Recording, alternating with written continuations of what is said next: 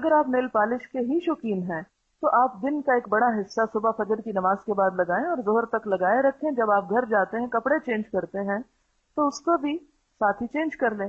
آپ گھڑی دیکھیں کہ ہارڈلی کتنے منٹ لگتے ہیں اس کو اتارنے میں. لیکن اگر آپ سمجھتے ہیں کہ آپ بہت مصروف انسان ہیں اور آپ کی زندگی میں بڑے بڑے مقاصد ہیں تو ظاہر ہے کہ آپ کے لیے مشکل ہو سکتی ہے. تو مہینے میں 6-7 دن لگا لیں تو ان دنوں میں شوق پورا ہو جائے گا. اور جو لوگ اللہ کی خاطر کوئی چیز چھوڑ دیتے ہیں، قربانی کرتے ہیں، تو اللہ تعالیٰ ان کو اس کی بہترین جزا دے گا. ٹھیک ہے، تو یہ جواب ہوتا ہے عموماً میرا نیل پالش کے جواب میں. کبھی میں نے ایک سینٹنس میں اس کو حلال حرام نہیں کیا. ٹھیک ہے. وضو کے بعد نیل پالش لگا کر نماز پڑھی جا سکتی، یہ درست ہے یا نہیں؟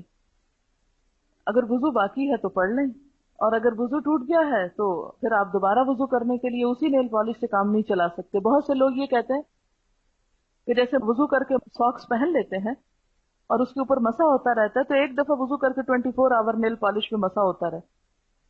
تو یہ بات درست نہیں ہے. وہ چیز حضور صلی اللہ علیہ وسلم سے ثابت ہے، یہ ثابت نہیں ہے. دین کو ہم اپنی عقل کے ساتھ انٹرپریٹ نہیں کر سکتے. کہ اسلام کوئی نیل پالش کا دشمن نہیں ہے. اصل بات یہ ہے کہ وضو میں کوئی بھی ایسی چیز، چاہے آٹا ہو، چاہے پینٹ ہو، لک ہو، چنگم ہو، کوئی چیز جو آپ کے وضو کے اعضاء کے اوپر چپک جائے اور وہ اعضاء بھیگنے سے رہ جائیں، خواہ وہ بال برابری جگہ کیوں نہ ہو، اس سے وضو نہیں ہوتا. پہلی بات تو یہ. اس میں آپ قرآن پاک کی وہ آیت کوٹ کر سکتے ہیں جو وضو کے فرائض کو بیان کرتی ہے. 4 فرائض وضو کے بتائے گئے.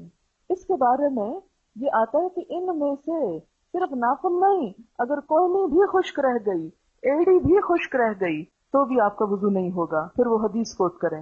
حضرت ابو ہریرہ رضی اللہ تعالیٰ عنہ سے روایت ہے کہ نبی صلی اللہ علیہ وسلم ایک مرتبہ صحابہ کرام کے پاس پہنچے جبکہ لوگ جلدی جلدی وضو کر رہے تھے، اور آپ نے پیچھے سے دیکھا کہ ان کی ایڑیاں وضو کرنے کے باوجود خشک ہیں.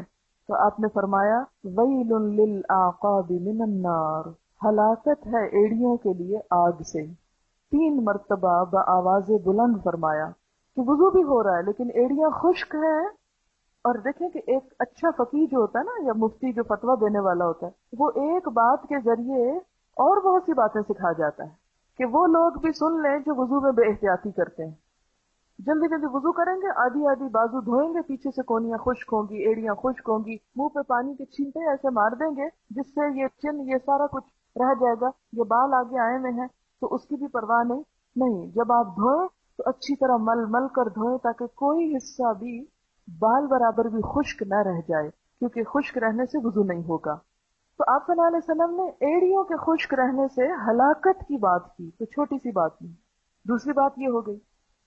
پھر یہ ہے کہ صرف نیل پالش نہیں، ہر ایک چیز کے بارے میں خیال رکھیں. حتیٰ کہ اگر رنگ پہنی ہے تو اس کو بھی پھیر لیں، کانوں میں کوئی چیز پہنی ہے تو اس کو بھی گھما لیں، سر کے اوپر اگر کوئی گوند وغیرہ، جیسے پرانے زمانے میں میک اپ کے لیے عورتیں بال جوڑنے کے لیے ایسا اسٹف استعمال کرتی تھی مانگ وغیرہ میں یا اور اسکن کے اوپر، کہ جس سے سر کی اسکن ڈھک جاتی تھی.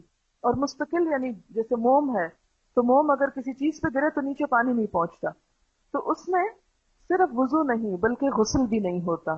ساتھ ہی ہلکا سا ٹچ غسل کو بھی دے دیں، کیونکہ اگر غسل نہیں اور ناپاکی سے ہم پاک ہو رہے ہیں تو پاکی نہیں ہو پا رہے. ٹھیک ہے نا. تو خصوصی طور پر جب پیریڈز کے دنوں میں آپ نے نیل پالش لگائی ہوئی ہو اور اتارے تو بہت احتیاط سے اتارے کہ بال برابر جگہ پر بھی نیل پالش باقی نہ رہے، ورنہ سارا غسل نہیں ہوگا.